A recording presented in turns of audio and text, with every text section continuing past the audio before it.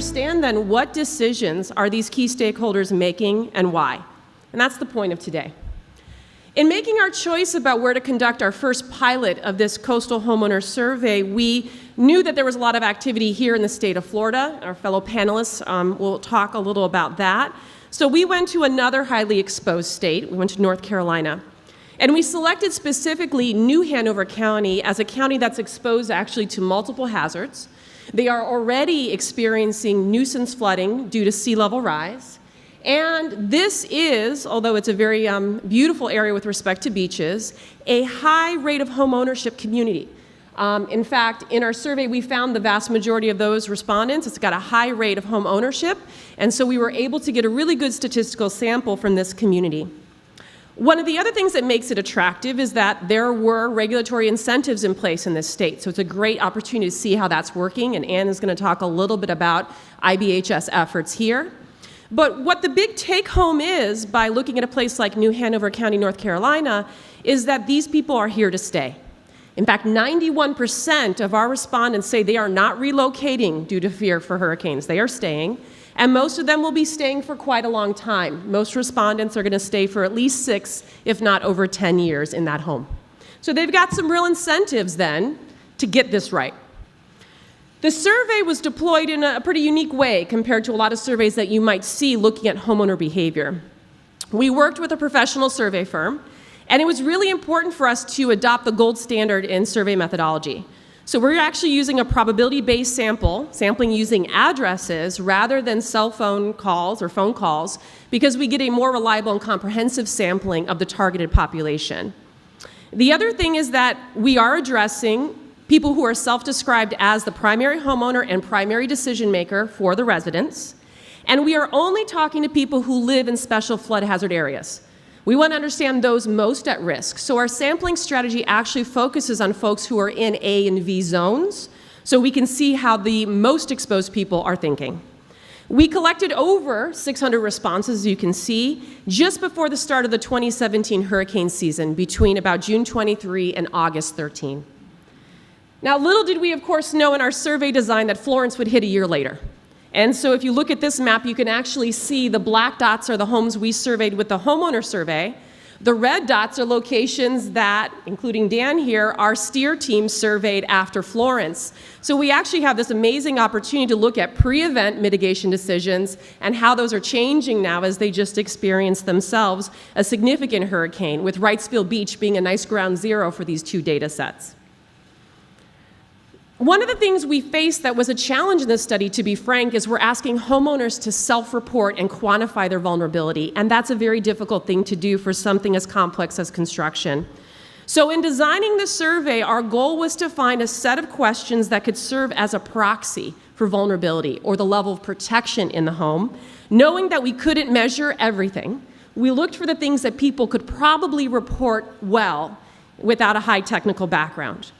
So what we did is we actually broke the survey and the measure of homeowner behavior into 3, if you will, regions or phases. The first was looking at the condition of the house as purchased. What were the vulnerabilities present in that moment? And we compiled about 12 questions that measured what we call a home protection index, where I was on day 1.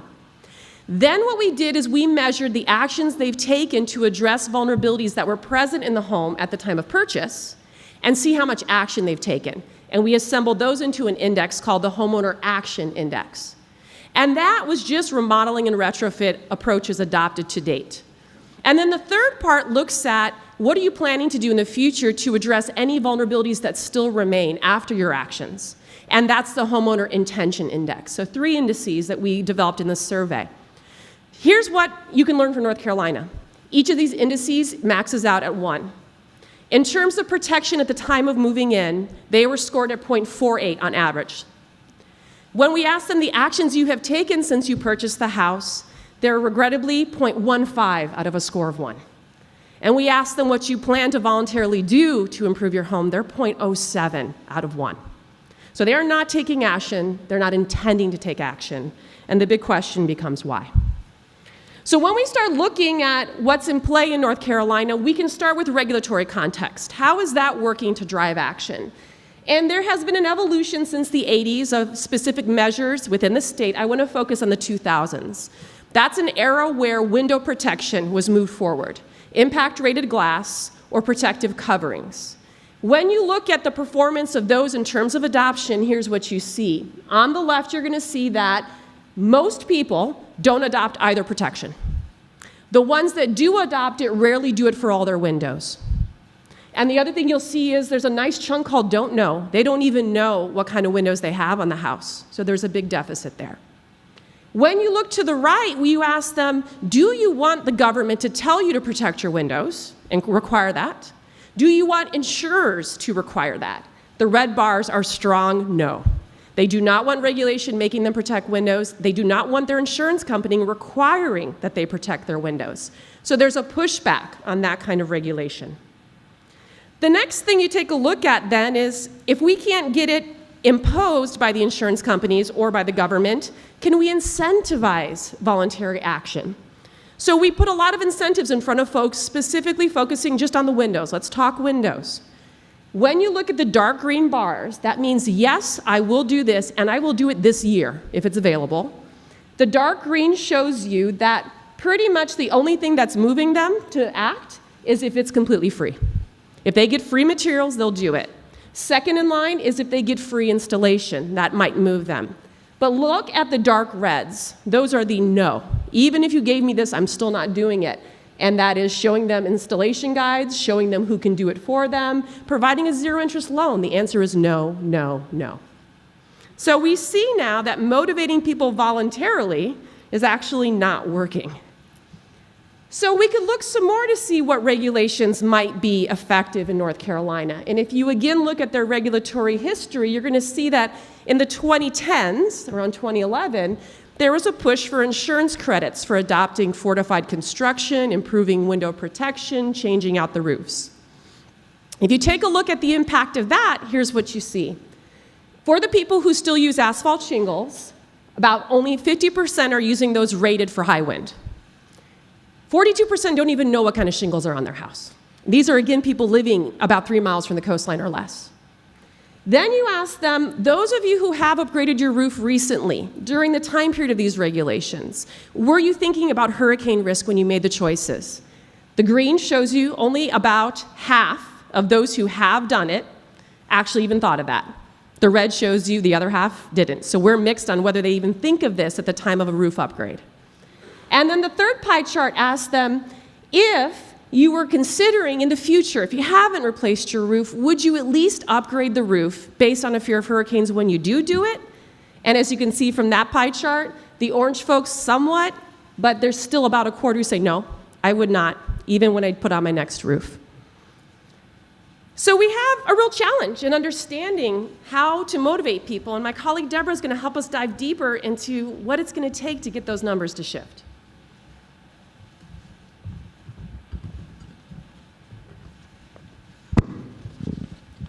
So there are 4 types of perceptions that you might think are relevant when we're talking about driving homeowner action. And so I'm going to talk a little bit about those 4 different types. So we might think that it's relevant for how the homeowners perceive the threat of a hurricane, perhaps their perception of the structural vulnerabilities of their house. And then, of course, maybe they need to know something about the perceived effectiveness of some of the structural mitigations or upgrades that they could potentially make. And then the last one, which is the one that Roy Wright talked about earlier this morning, the perceived affordability of some of these structural upgrades. So let's start with the first one, the perceived threat.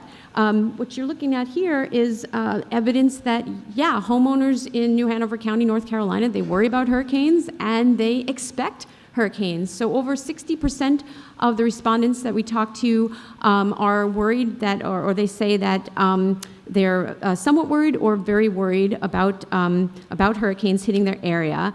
And then if you look at the next two pie charts, we asked, it was during the summer of 2017, so we asked what is the chance of a strong hurricane hitting your home in the 2017 hurricane season, and then what is the chance of a strong hurricane hitting your home in the next 5 years. And over 60% thought it was going to happen that year in 2017, and a whopping 88% thought that it was somewhat likely or very likely to happen in the next 5 years. And of course, they were right? As Tracy just described, Florence made landfall in our study zone in the 2018 season.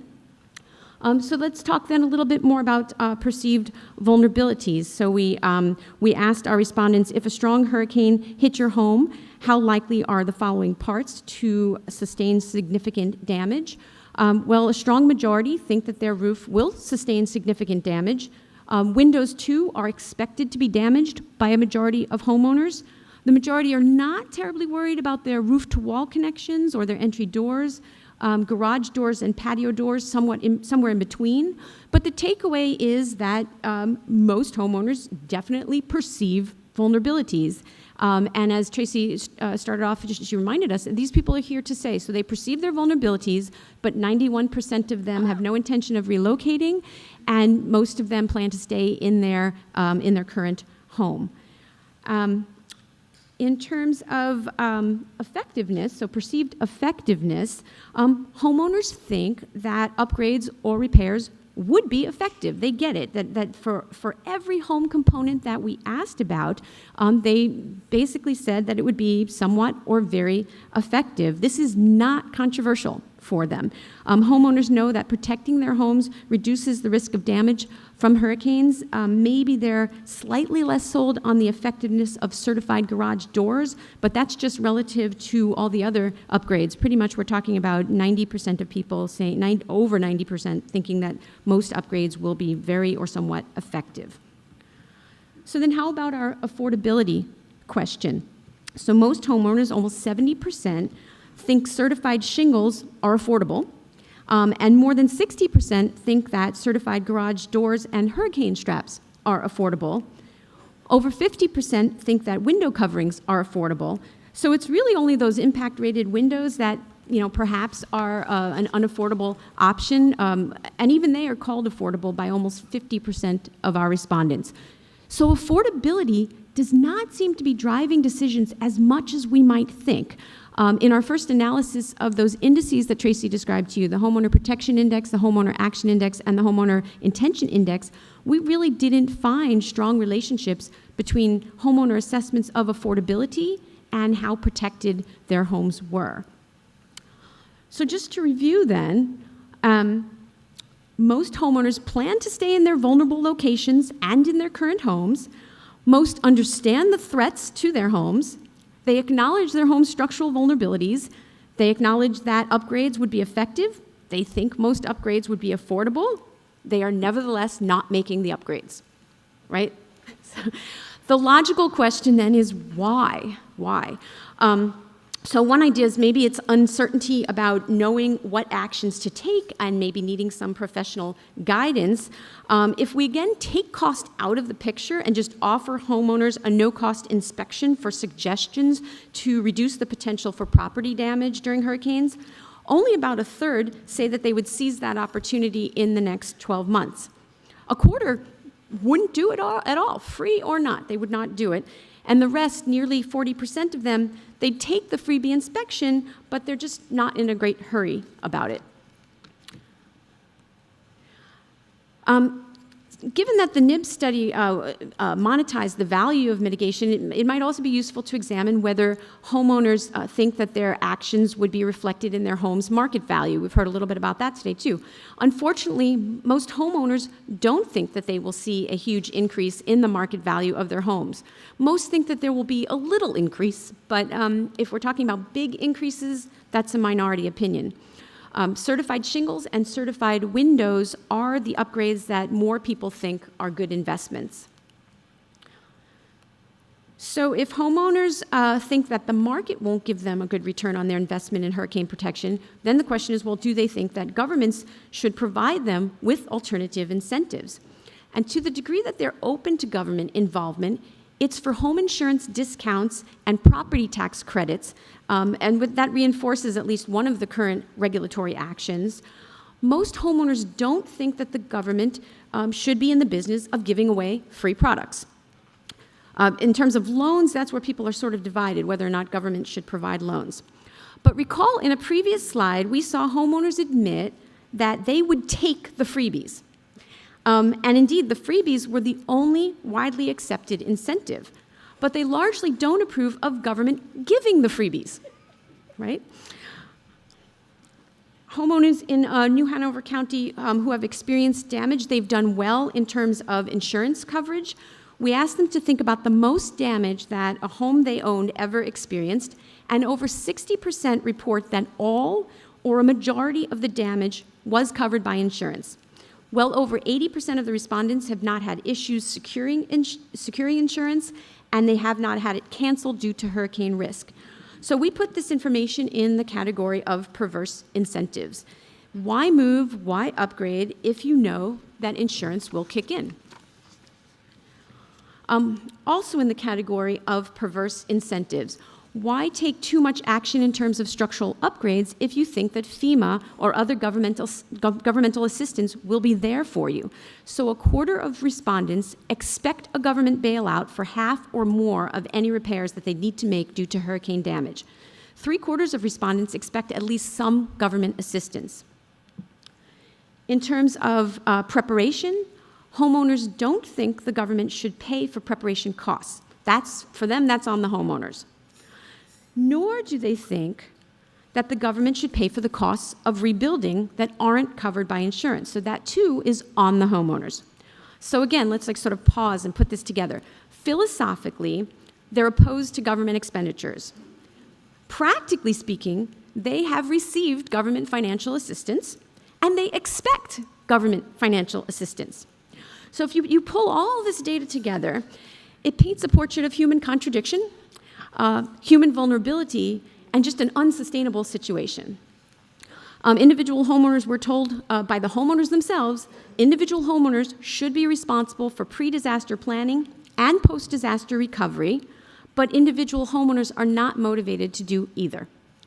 And we look forward to kind of discussing these compelling contradictions with people on the panel and the audience today to kind of tease out what can be done.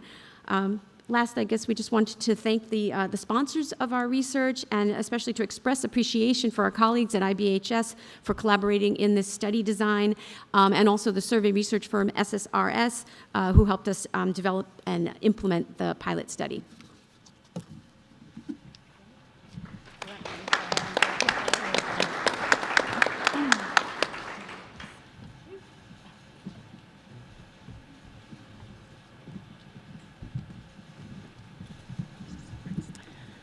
Okay, so we have now learned exactly how messy and convoluted and contradictory us as humans can be.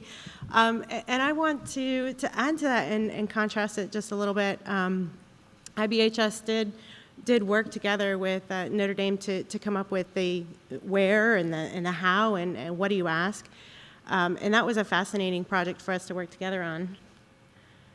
One of the reasons that North Carolina was so interesting and will be interesting now is that there were some incentives already in place.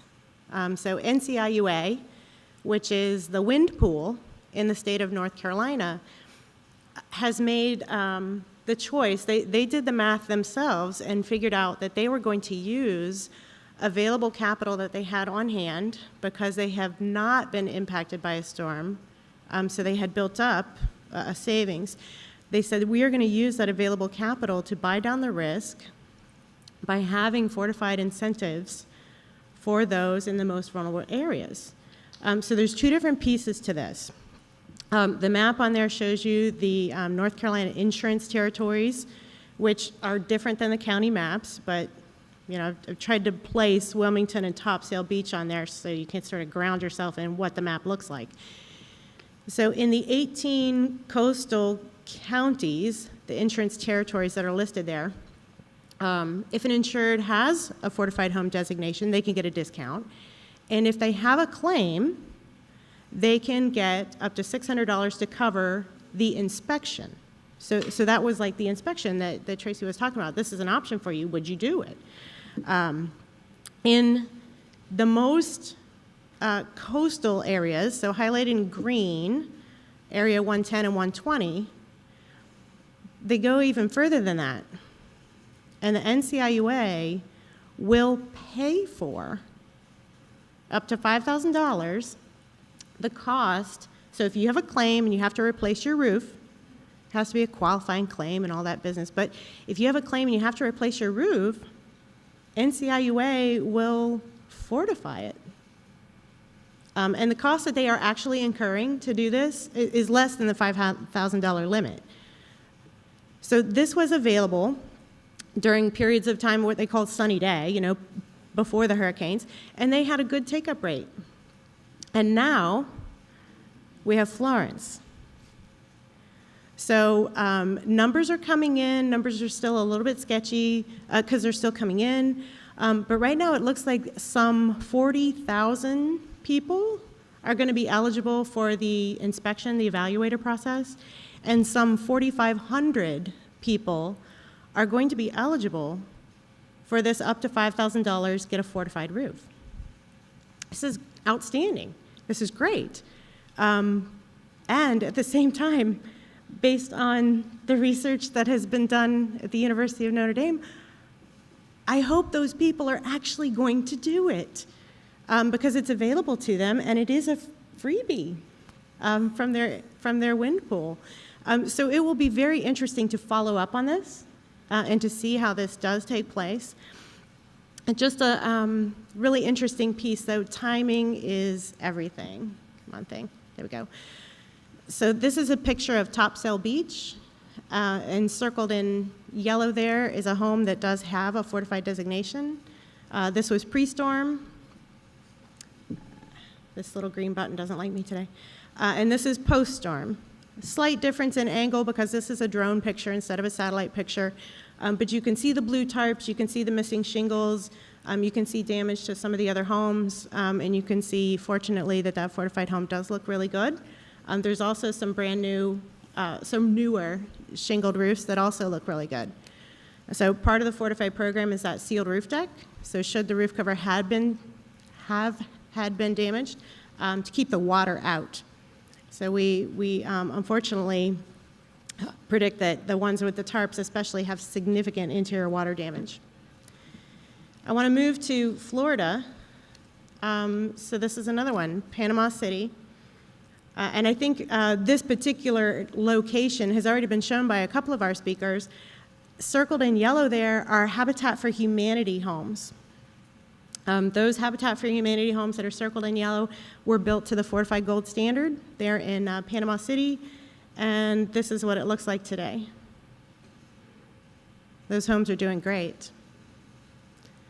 So it can be done. We know how to do it. We have to find the right motivators, the right keys to get it done. And the timing of that request, I think, is particularly poignant. And so I'm going to leave you with an interview of a homeowner from Florida who gets it now. And it will be really interesting to see if some of the responses from the study have changed after people get it.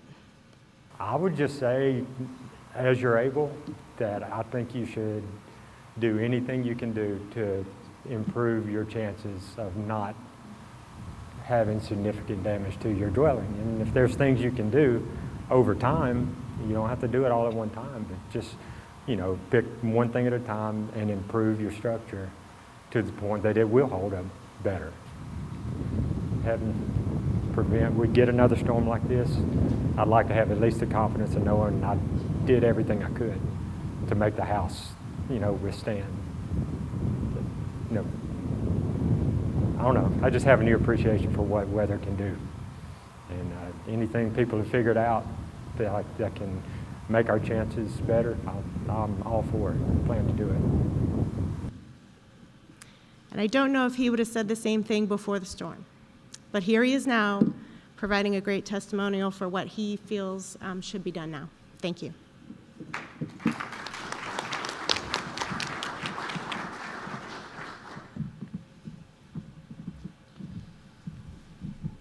Okay, so I actually don't have any slides. I wanted to give my time to Mitch.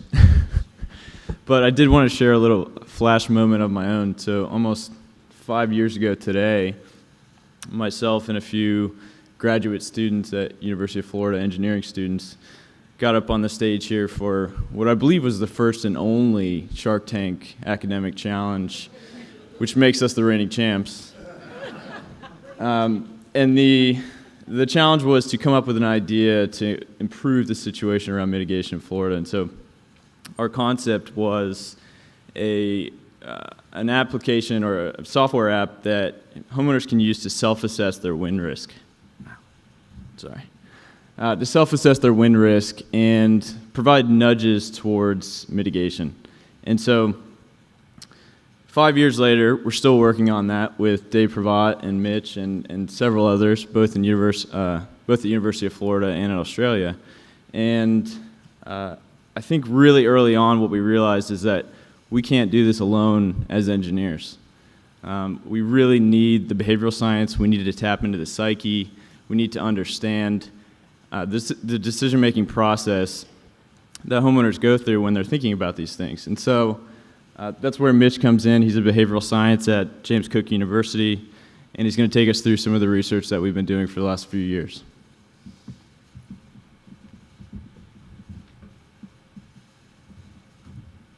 Thank you, Daniel, and good morning, everyone. So today I'm going to be going through some of our research that we've done back at JCU, looking at the psychological factors that explain cyclone mitigation behaviour. So just as a quick side note, I have brought a word over with me, cyclone. Just know that I also mean hurricane when I use this word. So basically, the broad aims of this project was, as Daniel said, we've known for a while that there's a lot of things that homeowners can do to protect themselves. But unfortunately, as we've touched on already, people are a little bit irrational, except everyone in this room, of course, but sometimes we don't do the things that are good for us. So that's the overall goal of this research. How do we actually get people to do the things that we know are good for them? So to do that, we need to inform our risk communication messaging. But before we do that, we first need to actually figure out what are the factors that actually change behaviour. And that was the aim of my project, to figure out what these factors actually are. Okay, so psychological theory suggests that there are two main factors that are particularly important for changing behaviour. So first, we actually need to acknowledge that there is a threat, okay? So in this context, it's that cyclones are likely and that they're severe, okay? But beyond that, we need to feel that we can actually do something about the threat. So that's that coping appraisal component. So in this context, it's thinking that, for example, cyclone shutters are effective and they're cost effective as well. So the theory suggests that if we can get people to think like that, then we should be getting people to mitigate, install mitigation upgrades on their houses, okay? So because that first component is particularly important, we first need to actually think about how likely do people think that certain category cyclones are. So we asked some people in North Queensland, what's the likelihood do you think certain category cyclones will be in the next 5 years? So as you can see, over half think that at least a Category 1 cyclone in the next 5 years is extremely likely. So it's not particularly surprising considering most people have at least experienced at least the fringe effects of a cyclone in the last 5 years. But what I think is surprising is how likely people think Category 5 cyclones are. So it's important to note we can't convert these subjective interpretations of probability into raw numbers, but we do know from the annual exceedance probability for North Queensland homes that there is roughly a 1% chance of a Category 5 cyclone occurring in a 5-year period. But as you can see here, we have over half of the sample saying that it's at least slightly likely. So for me, this gives me an insight that people don't really know what a Category 5 cyclone is potentially, and I think this next slide sums that up as well. So next we asked people to explain how much damage would you expect if you experience certain category cyclones. And as you can see here, about 35% of the sample say that it would cause medium or less damage. So that's a Category 5 cyclone. So that's when buildings in Australia built to code start to fail, and we have 35% of the sample saying that's medium or less damage. And we only have about 25% saying that that would be very high damage.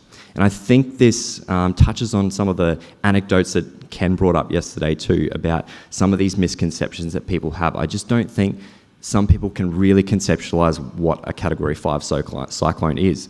They're unlikely, but they're very, very severe. And I think the attitudes just aren't lining up there. So it shows we still have a bit to go in terms of communicating the risk to people. So next we wanted to see how likely are actually people to install mitigation upgrades, because we found for the most part they hadn't had them installed already. And I think the results are very similar to Tracy's findings as well. So for the most part, people aren't going to install these upgrades in the next 5 years, which shows that we've all got a lot of work to do here to actually get people over the line and install these things. But I think the positive thing for me as a behavioural science researcher is that there are people up that other end. So there are people that are going to do these things, and that's great because we can get the insights from those people and understand the factors that are important that shift someone from the extremely likely side right up to the extremely likely side. And some of those factors are as follows.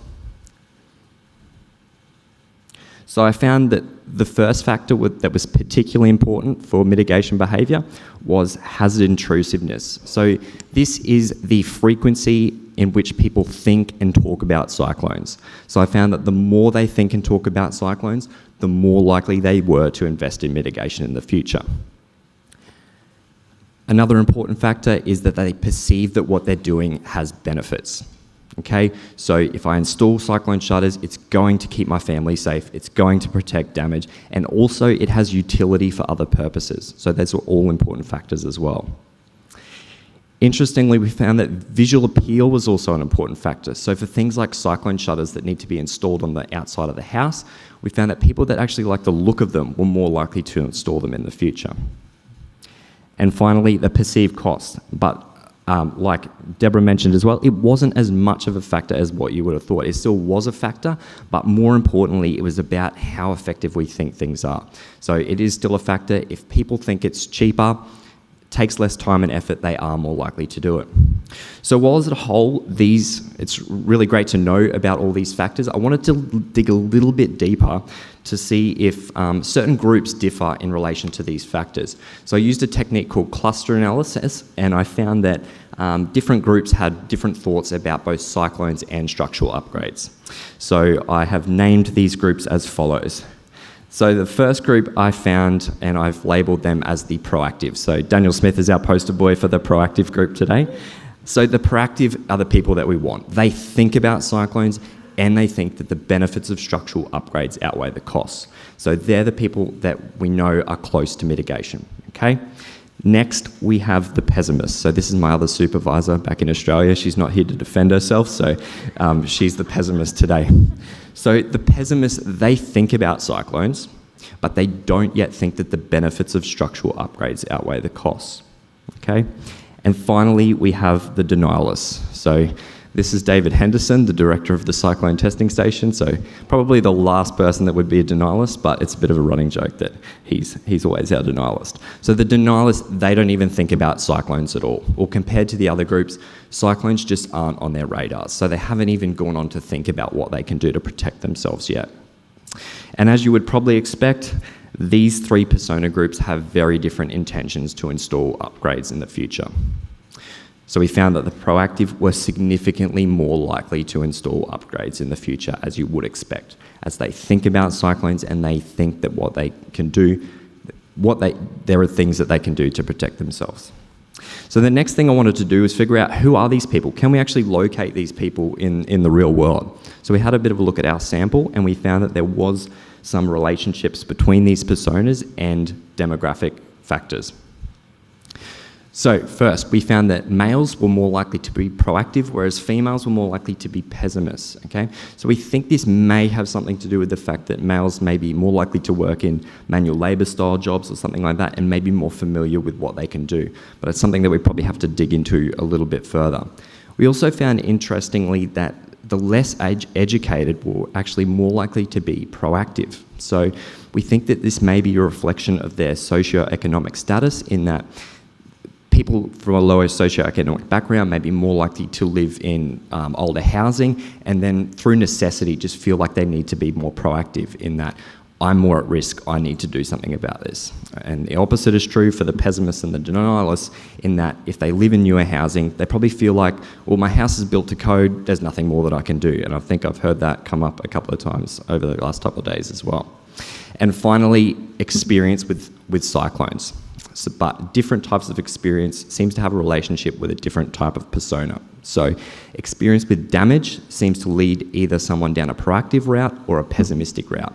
And this sort of makes sense in that if you've seen firsthand what some debris does coming through your window, you'll either think, well, next time I can do something about that, okay? I'm going to be proactive, I can see what cyclone shutters would do to protect that. Or unfortunately, it might lead you down a pessimistic path of thinking, well, there's nothing I can do to protect myself in the future, okay?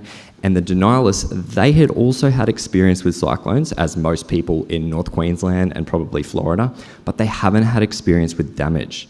So they're the people that think, well, cyclones, of course they're going to happen, but I'm not too concerned about them, okay?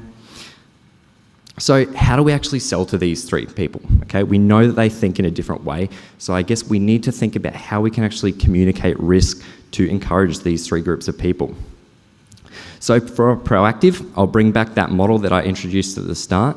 So for our proactive, we know that they think about cyclones, and we know that they think that the benefits of structural upgrades outweigh the costs. They've got all the right psychological ingredients there.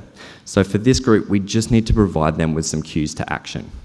We need to make it easy for them to do the things that they want to do. And I think this is where insurance companies and the government can really help to provide incentives, or at least reminders, to get these people to think about this more often. You know, they want to do it, we just need to help them get there. Next, we have the pessimists. So they think about cyclones, but unfortunately they haven't quite figured out that there are benefits to mitigation. So with this group, we need to focus on delivering them the message that there are benefits to cyclone mitigation, okay? And I think this is where research from people like Daniel at the Cyclone Testing Station and people here at the University of Florida as well can really help to show this. And we can do this visually now too. We can fire cannons at windows and show people how beneficial cyclone mitigation is, okay? And finally, we have the denialists. So unfortunately, they're not even thinking about cyclones yet. So for this group, it's probably your more traditional style risk communication messaging. It's at least getting them to start thinking about cyclones. Okay, we may not get them over the line yet, but at least get them starting to think about it. And I think that's probably one of the take-home messages here from this, is that unfortunately, we're probably not going to get everyone to where we want to be, but hopefully we can just try to shift the curve. If we can get some people to at least think about cyclones, if we can get some people to at least think about the benefits, then hopefully, eventually, we're getting more people to where we want them to be. So what's next for us? So as you're probably aware, Daniel is currently working on an app called Resilient Residents, and we're trying to think about ways that we can incorporate these sorts of findings into this app. So not only can we provide people with information about the structural integrity of their houses, but we can tailor this information in a way that is most likely to promote mitigation behaviour, which is what we want. So that's it for me today. Thank you very much for having me, and I think I'm the last speaker, so I guess it's question time. Thank you.